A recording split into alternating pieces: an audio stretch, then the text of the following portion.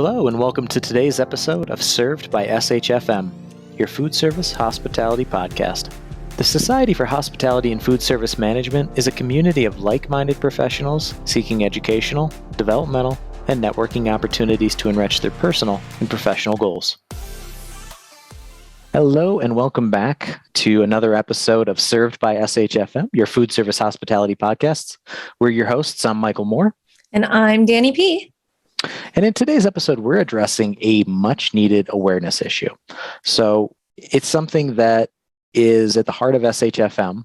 It's something that's very important to every one of our members and everyone in the community. But unfortunately, I just feel like we don't know enough about it. We talk about it all the time. It's the foundation.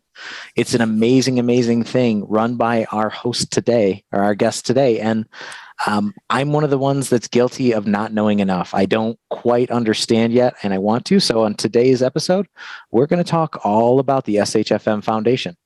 And don't worry, Mike, you're not the only one. And here to help us fill in those gaps and highlight the amazing work our foundation does is none other than Jeanine Cosgrove-Albert, the VP of At Your Service Staffing and Chair of the SHFM Foundation Board. Yay! Thank you so much for joining us today, Jeanine. Thank you. Thank you both for having me. This is exciting. I can't wait.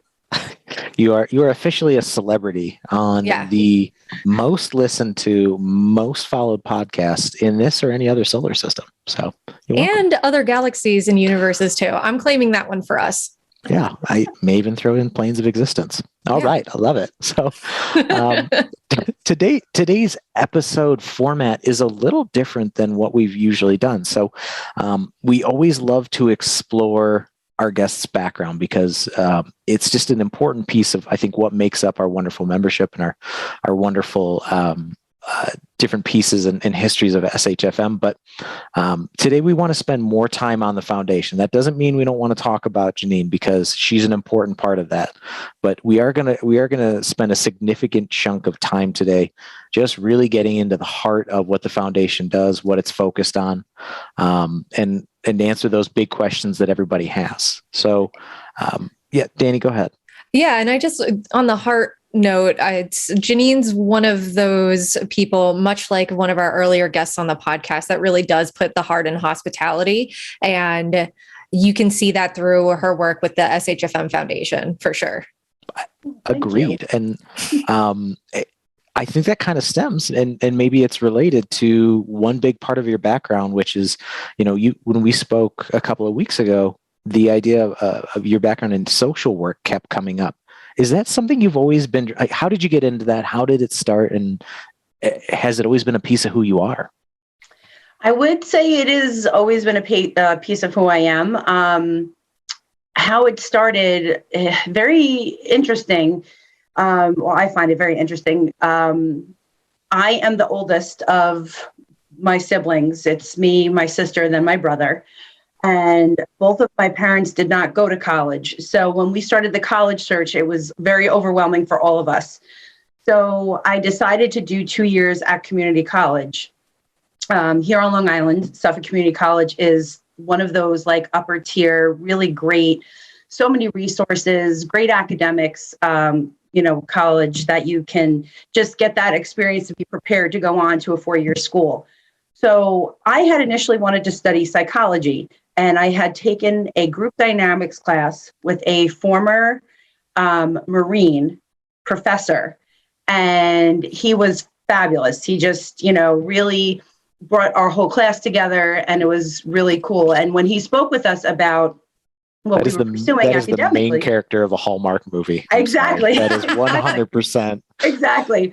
And he was like the biggest teddy bear, but he was, like I said, it was just really a great person. So he went around class and asked us all what we were studying. I had shared psychology. And after class, he pulled me over and he said, listen, I know you said psychology. He's like, but you should really go into social work. He's like, psychology is a very weird, career focus. And he's like, and if you go social work right out of the bat, you'll have job opportunities and you'll be engaging with people right away. So for me, that's what put me on the path. And then I wound up applying to the School of Social Work at Siena College, and I was accepted. And from there, while I studied at Siena, it was a very, very strongly focused social work program with X amount of volunteer hours that had to happen. And I volunteered with a few of my friends at the Campus Action Committee. And then we had to pick our senior year a place to actually go and volunteer. And I was at a homeless shelter in Troy, New York. So I had to do X amount of hours at the homeless shelter while still doing studies and, school and graduating.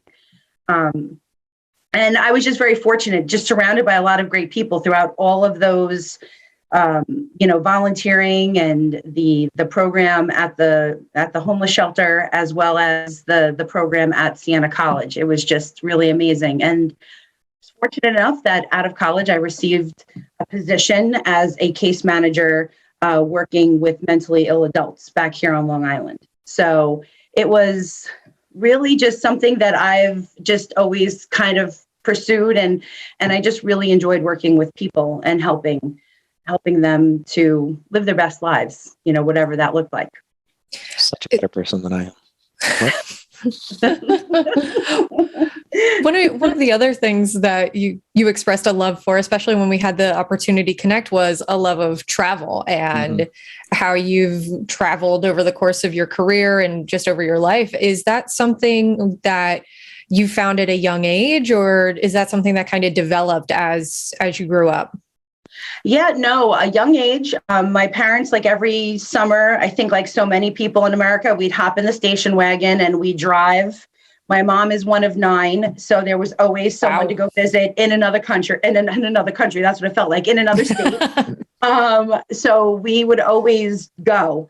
So from a young age it started, but once I did start working after college, my aunt, who retired from the Army as a commanding sergeant major, she was stationed out in California, and she said, "Come out to California, you're young. Why not?" So I drove cross country with a friend. It took us a very long time to drive cross country because, again, all of those family members and friends, so we stopped along the way. Actually, Michael wound up spending about a month in Boulder because I had a stick shift. My friend went mountain climbing, dislocated his shoulder. It was the stick shift arm. Of course. So we wound up staying with friends in Chautauqua Park. And, again, that was, part of living my best life. We were there for about a month, and then we eventually made it to California. He flew back to New York, and I stayed and wound up becoming an activities director at a very active retirement community in Fountain Valley, California. And it was fantastic. The senior citizens that I helped plan trips for. And, I was like, let's get on the train and go to Vegas. Let's go up to San Francisco. And they were all for it. So it was really cool. I was really fortunate to land that position. That's so awesome. And I know part of your story too is obviously you haven't stayed in social work. You transitioned. And I know part of that transition may or may not involve a Mr. Steven Spielberg. Would you be willing to share with us a little bit more about that Steven, transition? we love you. Absolutely. So how I came into this industry or area of hospitality, because I do consider social work to be a segment of hospitality. It makes sense. But, I had moved back to New York. I loved California, but I missed my immediate family and friends, and came back about after 2 years of being on the West Coast. And a lot of my friends had worked for At Your Service throughout high school and college as, being servers and bartenders and captains. So when I came back, there was potentially going to be a position open in the office, because at that time At Your Service was very seasonal, and we were only located on Long Island. So there was a seasonal type of feel to it. It was the Hamptons, a little bit of the country clubs and hotels, and that was kind of it as far as the staffing went. So the agency that hired me out of college heard I was back, and they said, "Come back to work for us. We'd love to have you." So I went into that, but part-time. And then the other part of my time, this was the late 90s, and there was a lot of money out in the Hamptons at that time. And there was a need for housekeeping, which was right up my alley because I'm very like klutzy. So to be a server, I'm naturally a little klutzy. So to be a server was definitely not going to be in my cards, but the housekeeping I can clean.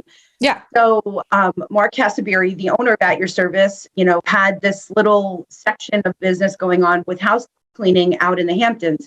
And one of the estate managers that he became friendly with was Steven Spielberg's estate manager out in East Hampton. So I wound up cleaning his house out there. Well, it's a little compound. I never met the family. They were never like on property when I was there, but I had such a great experience. And Kelly Cutter at the time, who was the estate manager, her and I just hit it off. And she liked my work ethic and friendly. And we just, like I said, just really both connected. She had reached out to Mark and said, I think I want to maybe bring Jeanine on like more of a permanent basis. And he said, no, I have her resume. I want to interview her for the office. Unbeknownst to me, like I knew he had my resume, but I didn't know if that was ever going to fully happen.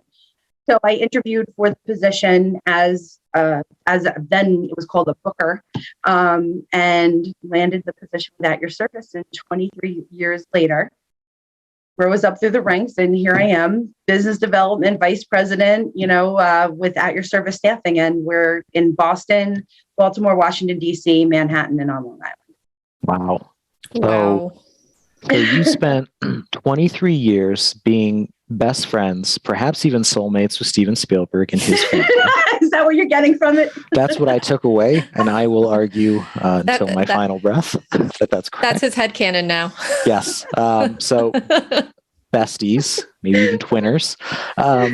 How did you go and get involved with SHFM then? How did you go from At Your Service and kind of building this expanded empire up there into, we fell into SHFM? How did you get involved? Basically, the owner of At Your Service, Mark, he had gotten involved with SHFM, or at that time it was still just SFM. And he saw that I definitely needed a little bit more of like another outlet with my professional experience. So he was like, let's get involved with SHFM. So my first critical issues conference was at City Field. Mm-hmm. I think that was either 2014 or 2013. Because my first national conference was at Mohegan Sun, and I think that was 2014.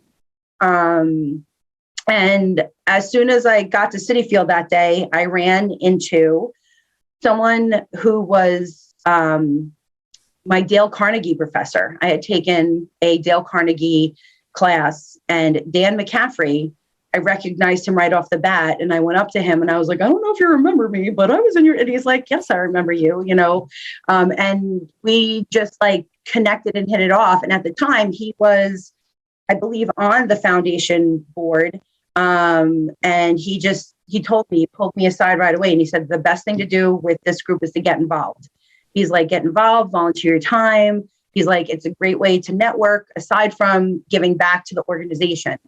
And little did I know that, I was going to be like volunteering on the foundation. Like at Mohegan Sun, I roll into the foundation meeting as a volunteer because the foundation is actually an elected position board. You have to be elected to serve. So I volunteered on the foundation for a few years. And then as I received my formal position on the board, I was asked to also chair at the time, just membership. So I was on the foundation and chairing membership. So I'm sure you guys, you guys are multitasking within SHFM as well. So, like you get involved. Yep. And it's really, like I said, it really is the best way because I've just met so many different people.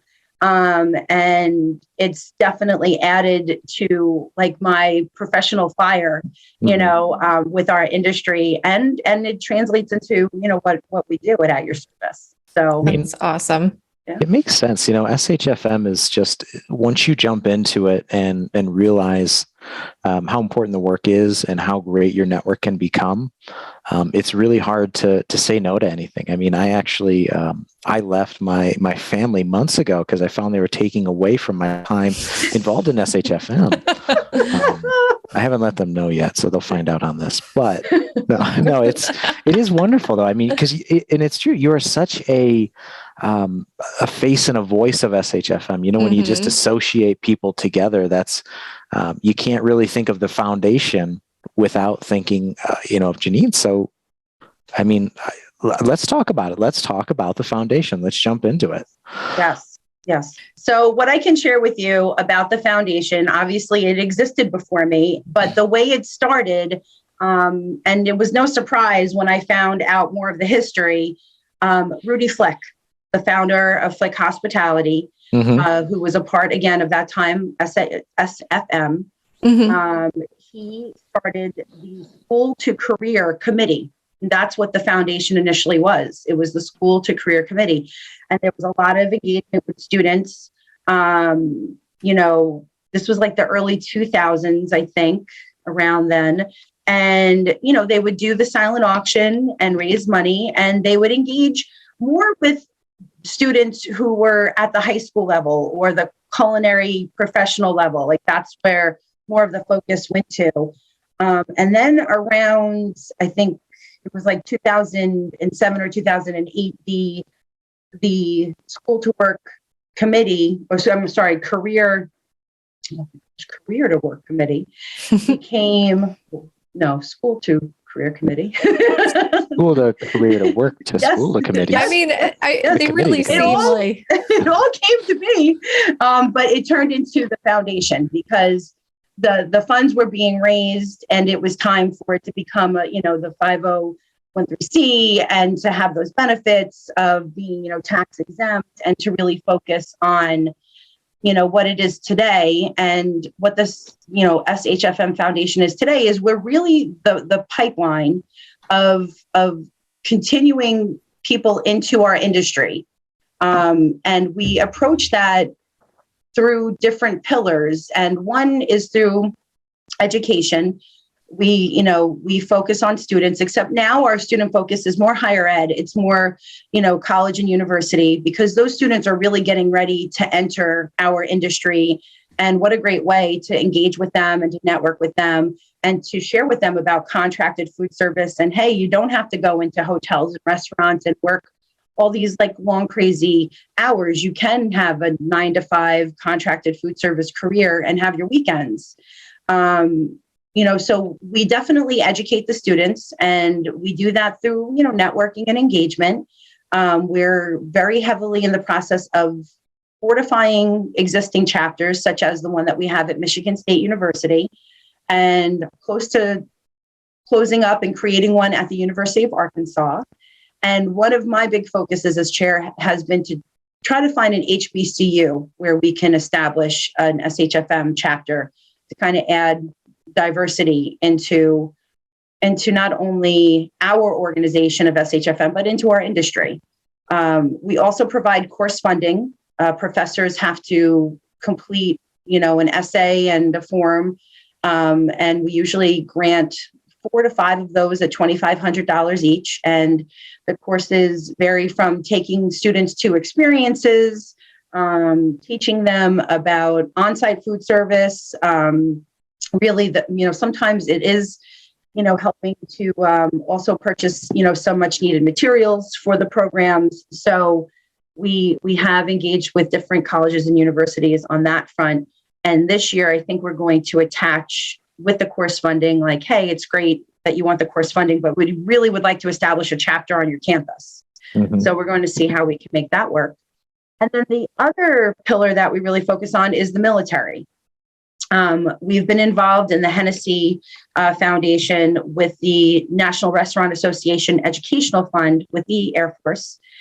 We provide an SHFM member to travel to different military bases around the world, and they rate the hospitality and food service on those bases. And then at the NRA show in Chicago every year, we have a nice breakfast and we award to those bases the ones that have received the highest marks.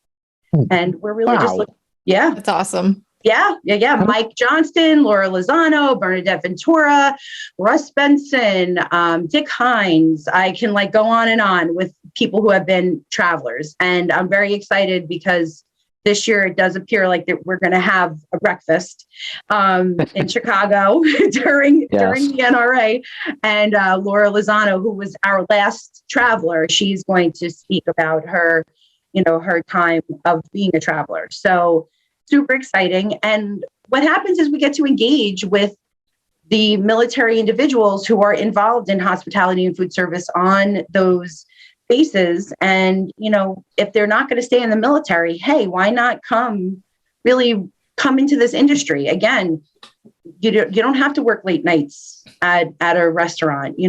This is a totally interesting, viable career path in food service and hospitality. So we really engage and educate with them as well. So those are our two main areas. And then out of the pandemic now, we're starting to realize and figure out how we can reach out to displaced hospitality workers to get them back into our industry. That's fantastic. So really the pillars of the foundation is education. Mm-hmm. And that's building these school chapters out. It's making sure that we're reaching out to HBCUs, really helping to support that diversity, education, and reaching out to the military via Hennessy Traveler. And I think these types of pillars are what differentiates SHFM from other professional orgs, because we have this foundation that, dare I say it, is foundational to how we operate. Right? It's that really walking the walk and talking the talk. It's not just hey, we have these buzzwords on our website. It's here's how we put that into practice. Yeah, no, for sure. And we have such a dedicated foundation board, which I will definitely share all their names later because I love to give them props as much as I can as we get a little bit deeper into the format of our foundation. But those are the areas that we do focus on. And, with focusing on those also comes fundraising because we need money to do those things. Mm-hmm. So that's why we have, we're trying to think more out of the box instead of reaching out to our members and our sponsors. We're really trying to do different things to raise those funds, such as the pie in the face. We're planning on having our first gala this year. We are bringing back the silent auction at National Conference. So it's really important for us, to raise those funds so we can provide that course funding. We can set up chapters and provide experiences for those students, as well as maybe scholarshiping students and military folks to come to critical issues, to come to National Conference, to attend a local. I'm trying to organize right now with Mike Johnston to have one of the people that he came in contact with when he was a traveler, Chief Tayshawn Taylor, to have her and maybe one of her contemporaries come to critical issues next month in New York City. So we're really, like you said, Danielle, we're really walking the walk and talking the talk. We identify what we want to do and we really go after it. That's fantastic. As chair, what are some of your goals for 2022? Because that is the year that we're in now. I know you expressed getting more HBCUs involved and having this gala. What are some of the more concrete goals of, hey, you're measuring towards this that you're going to be able to achieve by the end of the year? Yeah, definitely student chapters between, hospitality schools in general and hospitality and food service schools at HBCUs. Making that connectivity between course funding and establishing a chapter. I do feel that that's very important.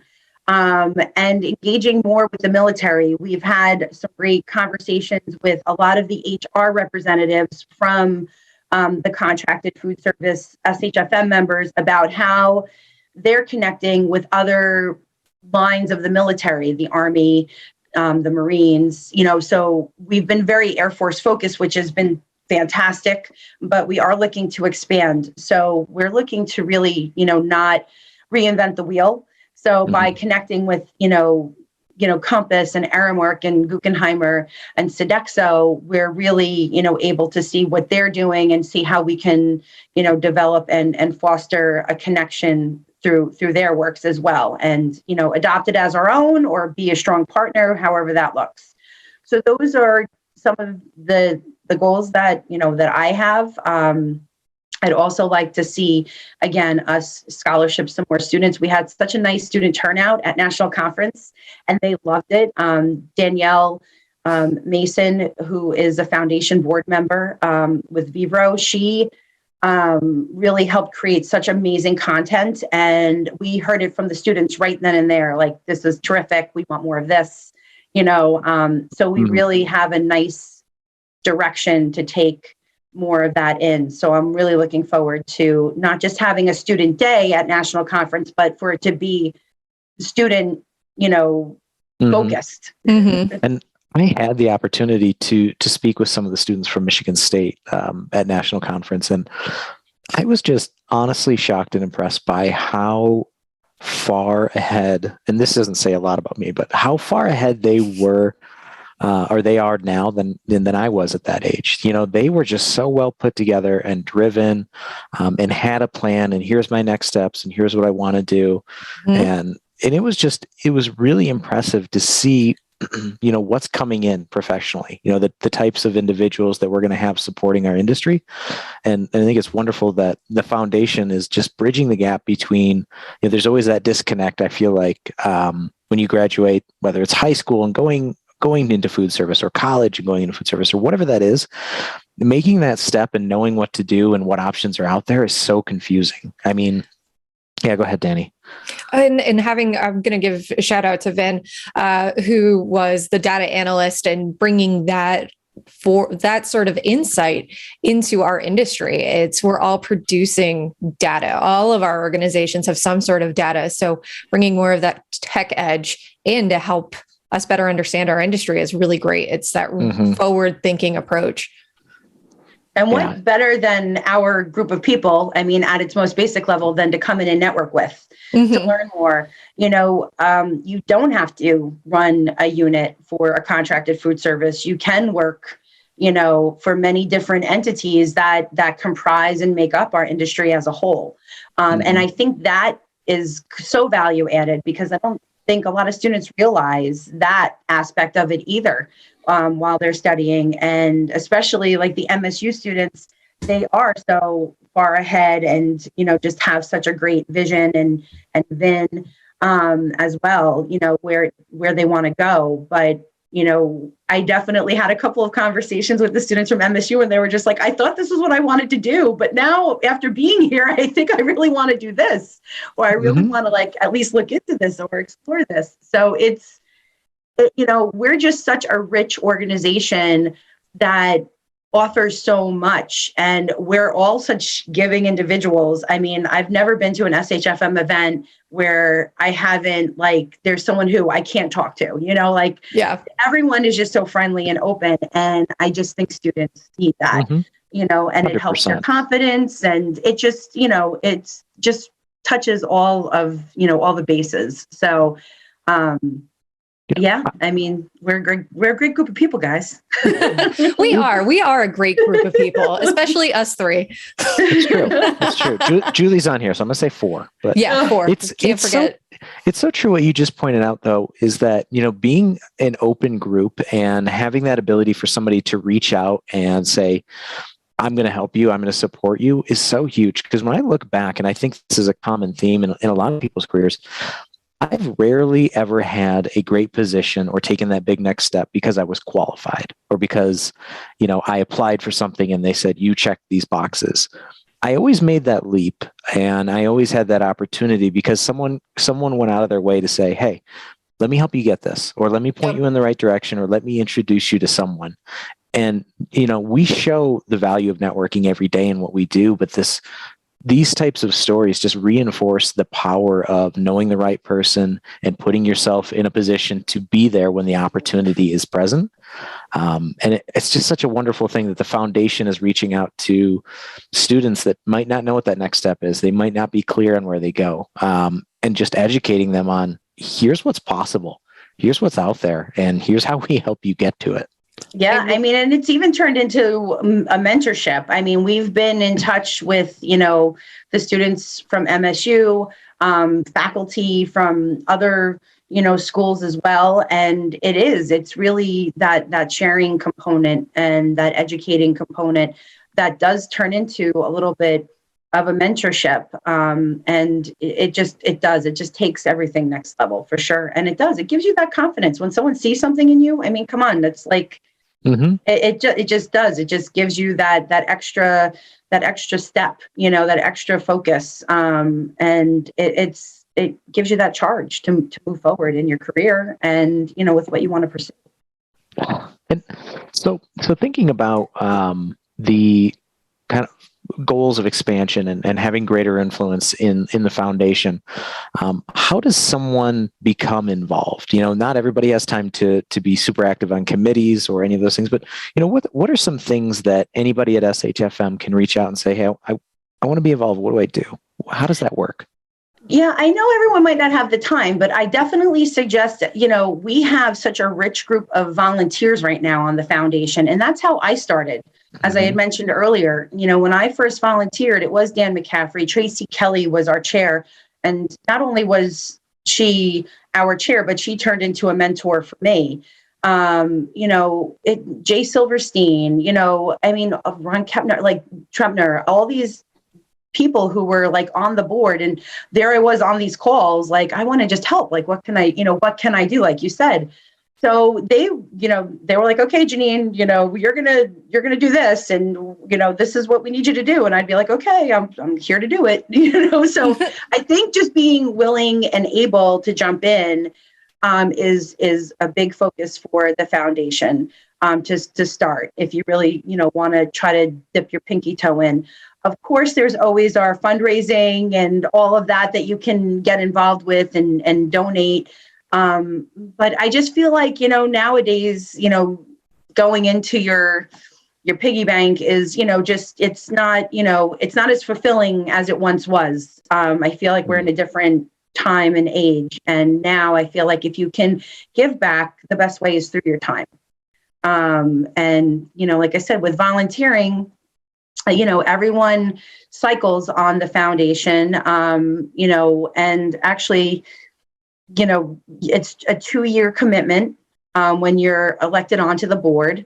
It's a 2-year chair position. And then after this year, I'll be the immediate past chair and someone will come in to be the chair for the foundation. But it's really not as intensive of a time commitment as you would think, because it's just a great group of people that are all dedicated to be there and volunteering. So that would be my advice. I mean, we have, like I said, a great group. We have, Bune and Bima with David Rio, and Z Musa with Z the Cook Culinary Studio, Billy Fleming with Sodexo, Curtis Lease with Aramark, Ed Krause with Compass. We have a faculty person on the foundation, Tim Melberg.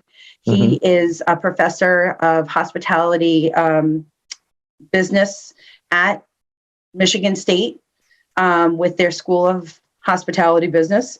And we have David Wickstrom with Vivro and Corey Silverstein with FoodWorks. I mean, every one of those people, my smile gets bigger when I say each name. They're just such a great group of people, and everyone is there to encourage and to help and to really see what we can do to continue to do what we're going to say and to really, fulfill our mission of keeping that industry pipeline, coming through our organization, because there's just so many talented, great people out there.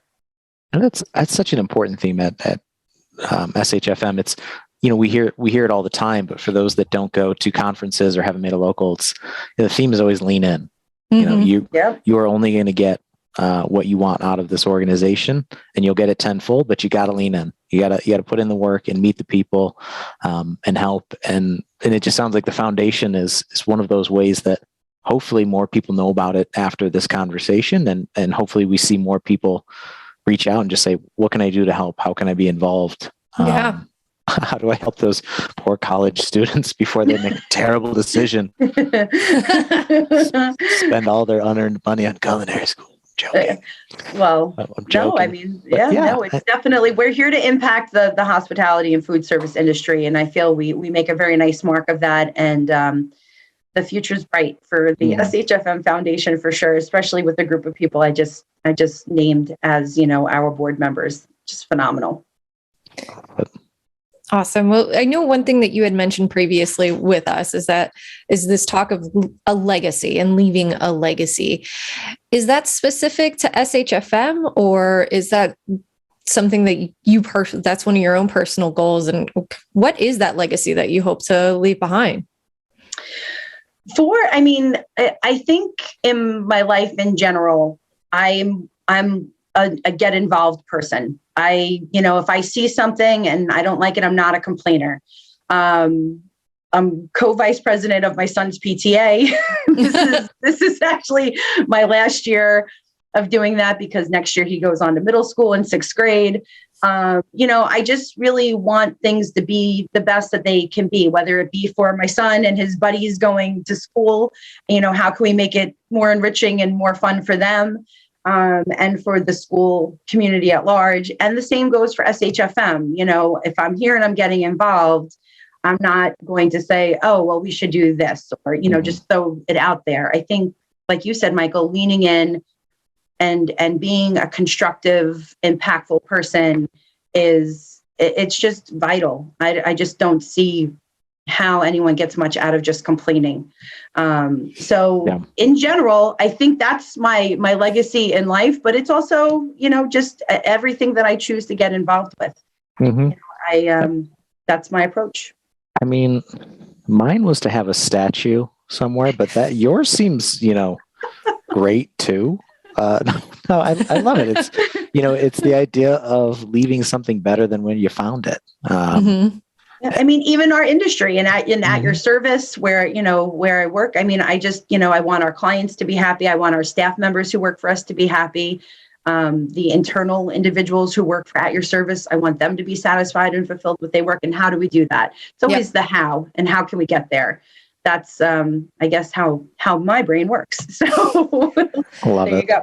But a statue, maybe. It would be a huge statue if, All right, really Turkmenbashi, which is a really deep cut that I'm not sure many people are going to pick up on, but it's okay. I'm going to take it as a compliment because I don't know what it means. He is the father. So there's this tiny little country in Central Asia called Turkmenistan, and the powerful dictator of that country for a long time was Turkmenbashi, and he had a giant gold statue of himself in the capital city. Look it up. It's pretty rad.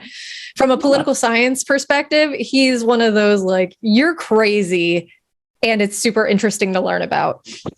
Okay. So, compliment received. Thank you. Would you like gold, or would you like another type of metal, Michael, for your statue? I was thinking something like platinum, or I knew you were going to say platinum. Metals, but I really want something that hasn't been discovered yet. Is it asking too much for someone to discover a new metal and then immediately just make a statue of me out of it? I don't think so. Heavy metal. No, sorry. That too. Yes. Love it. Yep. Love it. Well, I think today, is there anything about the foundation that we didn't cover? I think that's maybe the most important question. Is there anything you want to talk about today that we haven't touched on that people should know? Yeah. So where to see us, find us? We're in the process right now of creating our, either we're going to be a microsite off of the SHFM site, or we're going to create our own site. We're also working on some branding as well. Every one of our board members and a lot of our volunteers are super active on LinkedIn. So you can find us all there. We're all very connective, people who love to reach out to our professional community and our industry at large. So I would say, keep an eye out for us, because we're going to be definitely making more of a social media impact this year as well to keep this education about the foundation going. And I can't thank you both enough for having me, because I do feel like there's a little bit of a question mark about the foundation and what we do and why we do it. And I hope today that's been uncovered a little bit. I think 100%. so. Yeah, agreed. And if anything, you now have 2 new foundation cheerleaders that people can come to when they see us at events and be like, oh man, you guys are the podcast hosts. Tell us more about the foundation. And then Mike and I will be able to sing praises and tell them who to get in contact with. I'll give you guys your foundation pom-poms. And yay! you'll definitely be able to help in that capacity. I have a high standard for my pom-pom, so you better bring it. You Also have talk high to David. standards. David Wickstrom, I think will get you that high standard of pom-pom. He's that's definitely something up his alley for sure. Yep, that is definitely something up his alley. Well, before we end, we always like to ask our most favorite question of all of our podcast guests. So, yes, do it. If you could go back in time to Jeanine, that straight out of college, working, maybe thinking about going cross country to California, you could give her any bit of advice, what would it be? That's a good question. I would say, yeah, it is a great question. I would say to just really listen to that inner voice. Sometimes you want to fight against it. It might not make sense at the moment, but really listen to that inner voice and that gut. It will really take you where you need to be. That is awesome. That is cool. So many people don't have the confidence to trust themselves and trust what their heart or their whatever is telling them, that little thing inside. So I love that idea that you can do it. You just listen to yourself and do what feels right. Trust that gut feeling. It takes time. Like Ted Lasso says, you got to believe. I'll take it. Well, this was enlightening. This was something that we needed to hear. I needed to hear, because going into it and prior to our conversations, I knew of it. I knew of the foundation. I didn't really understand the impact they had and some of the wonderful initiatives that they have in place. So thank you for sharing that with us. When the website is up, we'll make sure that, or when it's revised, everybody knows how to get there. And, just thank you to you and everybody on the foundation that's put in so much work, educating and providing opportunities that weren't there before. I think that's a wonderful thing you're doing. Yes. Thank you, SHFM Foundation board members and volunteers, because you really make the foundation happen. So thank you. Thank you both. All right, everybody. We are out on this episode, and thank you all for listening in. Thank you for tuning in to today's episode of Served by SHFM, your food service hospitality podcast. Please keep in mind that the views and opinions expressed on today's episode are not necessarily those of SHFM or any of its members.